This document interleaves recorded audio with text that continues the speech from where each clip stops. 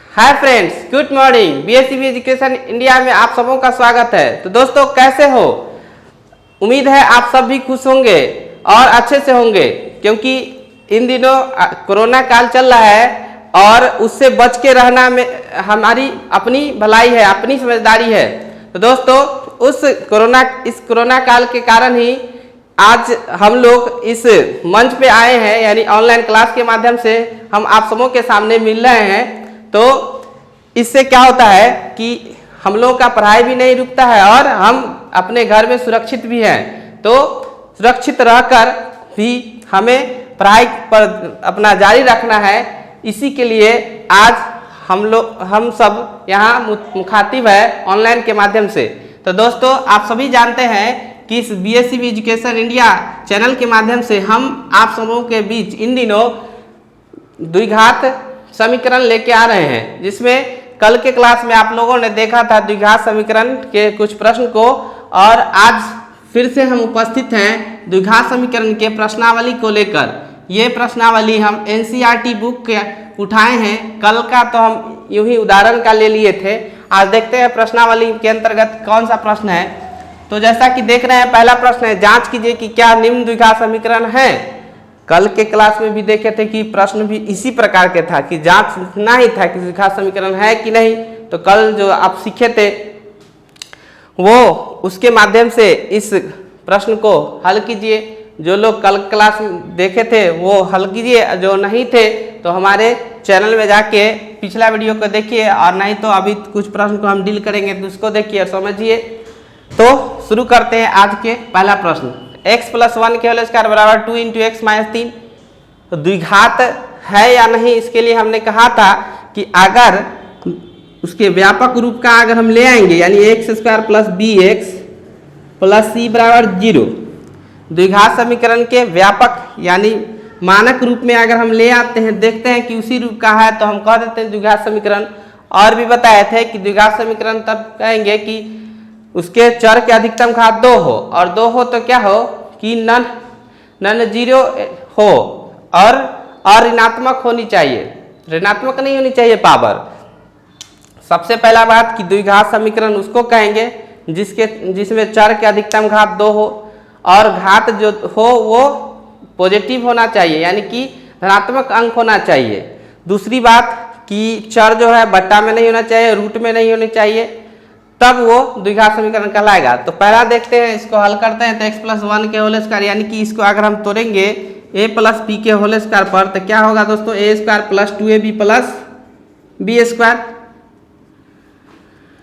उसी के अनुसार आप इसको देखिएगा तोड़ के, तो x + 1 के होल स्क्वायर, यानी कि x के जगह क्या है दोस्तों, a की जगह क्या है दोस्तों, x है, b की जगह क्या है 1, तो इसको तोड़िएगा तो क्या हो जाएगा, x² + 2x1 + b² that is 1 के स्क्वायर बराबर x² प्लस यहाँ जाएगा 2x + 1 के स्क्वायर 1। दोस्तों बराबर में है 2 × x - 3, तो इस 2 से गुना करा दीजिए, ये हो जाएगा 2x - 3 दूना 6 दैट इज x² + 2x + 1। इसको इधर ले आएंगे दोस्तों तो माइनस में, और ये माइनस है तो प्लस में बराबर 0। यहाँ से देखते हैं तो ये +2x और -2x कट जाएगा दैट इज x² + 1, ये देखिए 6 1 7 जुड़ जाएगा बराबर 0। तो ये द्विघात समीकरण है कि ना, तो है दोस्तों, ये द्विघात समीकरण है, क्योंकि चर के अधिकतम घात यहाँ क्या दिख रहा है, 2 है। तो पहला जो है ये द्विघात समीकरण है। अब दूसरा देखते हैं, x² - 2x बराबर -2 × 3 - x। तो यहाँ से देखिए ये x² है, 2x है, इससे गुना जब कराएंगे तो 3 दूना 6 -6 आई माइनस प्लस 2x इधर ले आएंगे।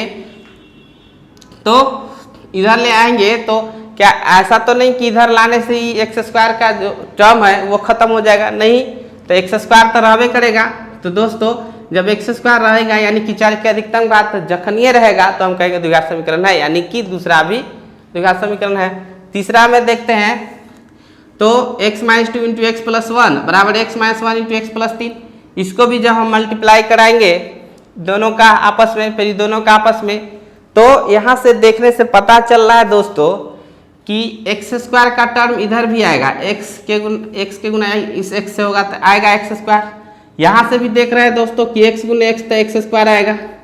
इधर भी चेन प्लस में ही होगा, इधर भी प्लस में। तो जब बराबर के इधर उधर सेम चेन हो और सेम डिजिट हो या अंक हो या चर मान हो, कुछ भी हो, तो वो कट जाता है। तो एक्स स्क्वायर का टर्म तो इसमें खत्म हो जाएगा दोस्तों। आप गुना करके देख लीजिएगा पूरा, हम आपको तुरंत जल्दीबाजी में बता देते हैं। तो एक्स स्क्वायर खत्म हो जाएगा, एक्स स्क्वायर खत्म हो जाएगा तो द्विघात समीकरण कभी नहीं होगा, यानी कि तीसरा नहीं है। चौथा में देखते हैं इसी प्रकार, फिर गुना करा के देखिएगा इसका, फिर इसके इससे, तो कहिएगा कि सर इधर भी तो खत्म हो जाएगा, 2x स्क्वायर होगा इधर गुना, इधर एक्स स्क्वायर तो नहीं खत्म होगा दोस्तों। इधर आ जाएगा 2x स्क्वायर, इधर एक्स स्क्वायर, इधर आके अगर घटेगा तो एगो एक्स स्क्वायर बच जाएगा। तो एक्स स्क्वायर देखनिए बच जाएगा तो द्विघात समीकरण हो जाएगा। ये द्विघात समीकरण है। पांचवा देखते हैं 2x - 1 x - 3 बराबर x + 5 × x - 1। यहाँ देखिए तो 2x का x से करेंगे तो 2x स्क्वायर तो आएगा ही हर हाल में।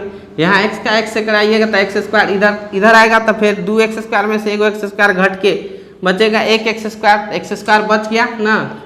हमको सिर्फ चर के अधिकतम घात देखना है और दूसरा की बट्टा में ना आए और पावर माइनस ना हो, तो गुना करने पर तो आएगा नहीं यहाँ पर, तो एक्स स्क्वायर तो आएगा ही। तो ये भी द्विघात समीकरण है।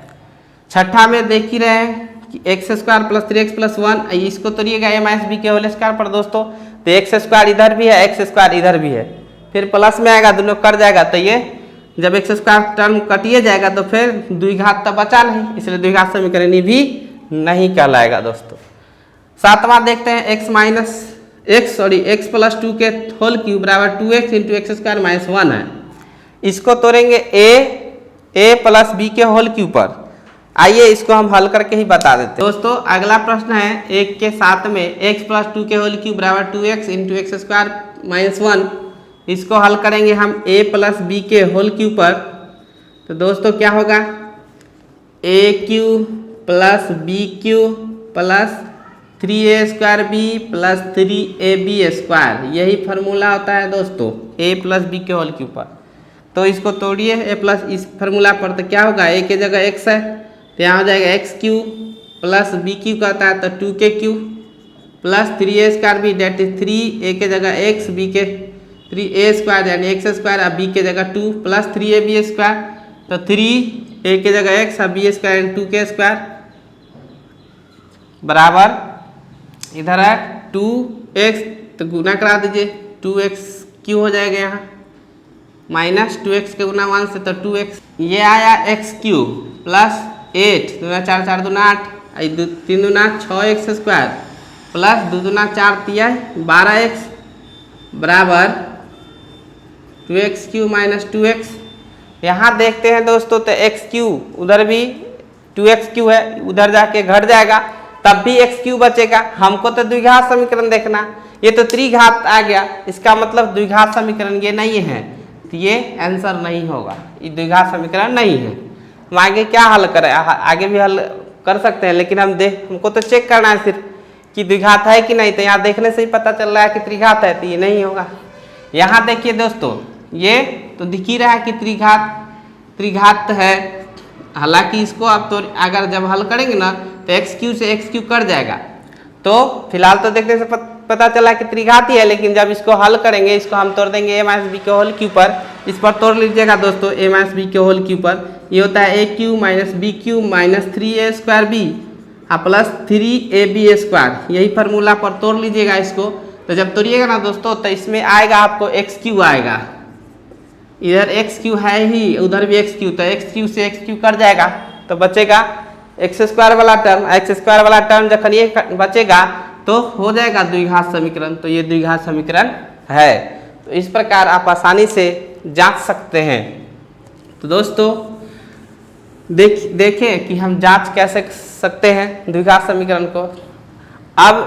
अभी जो हम प्रश्न आपको बताए जल्दीबाजी में बता दिए, हो सकता है कि जिन लोगों को नहीं समझ में आया होगा या पूरा हल जानना चाहते हैं तो उन प्रश्नों को आप फोटो खींच के और हमारे फेसबुक पर छोड़ दीजिएगा या व्हाट्सएप पे छोड़ दीजिएगा या चैनल पे ही कमेंट कर दीजिएगा, तो हम उसको हल करके आपको फिर बता देंगे। हमारा फेसबुक आईडी है निशांत कुमार कुमार करके खोलिएगा, मिल जाएगा। निशांत कुमार कुमार NISHANT निशांत कुमार कुमार। वहाँ आप फ़ोटो खींच के फिर भेज दीजिएगा।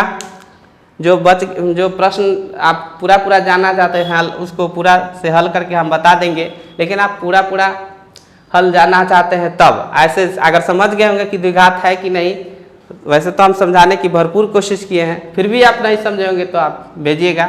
तो दोस्तों आज का क्लास कैसा लगा हमें कमेंट करके ज़रूर लिखिएगा। तब तक के लिए आप जहाँ रहें स्वस्थ रहें, सुरक्षित रहें। जय हिंद, जय भारत।